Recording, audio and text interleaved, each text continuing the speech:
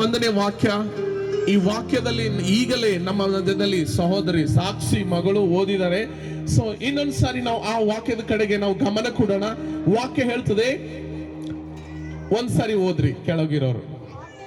ಆಕೆಯು ಒಬ್ಬ ಮಗನನ್ನು ಹಡೆಯುವಳು, ನೀನು ಆತನಿಗೆ ಯೇಸು ಎಂದು ಹೆಸರಿಡಬೇಕು. ಹಾಲೆಲೂಯಾ. ಇಲ್ಲಿ ವಾಕ್ಯದಲ್ಲಿ ಹೇಳ್ತದೆ, ಯೇಸು ಕ್ರಿಸ್ತನು ಹುಟ್ಟುವುದಕ್ಕಿಂತ ಮುಂಚಿತವಾಗಿ ಈ ಹೆಸರು ಬರ್ತಾ ಇದೆ. ಯಾವಾಗ?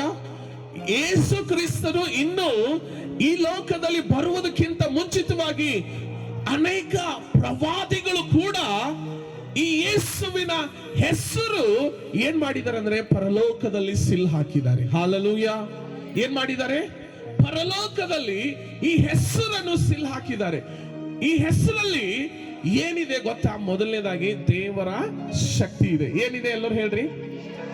ದೇವರ ಶಕ್ತಿ ಇದೆ. ಯಾಕೆ ಈ ಹೆಸರು ಬಂತು ಅಂತ ಅನ್ನುವಾಗ, ಈ ಹೆಸರು ಪರಲೋಕದಲ್ಲಿ ಕೂಡ ಏನಾಗಿದೆ, ದೇವದೂತರ ಮುಂದೆ, ದೇವರ ಮುಂದೆ ಕರೆಯಲ್ಪಟ್ಟು ಇದಕ್ಕೆ ಏನ್ ಮಾಡಿದ್ದಾರೆ ಅಂದ್ರೆ ಸಿಲ್ ಹಾಕಿದ್ದಾರೆ ಯೇಸುವಿನ ರಕ್ತದಿಂದ. ಹಾಲೆಲೂಯಾ.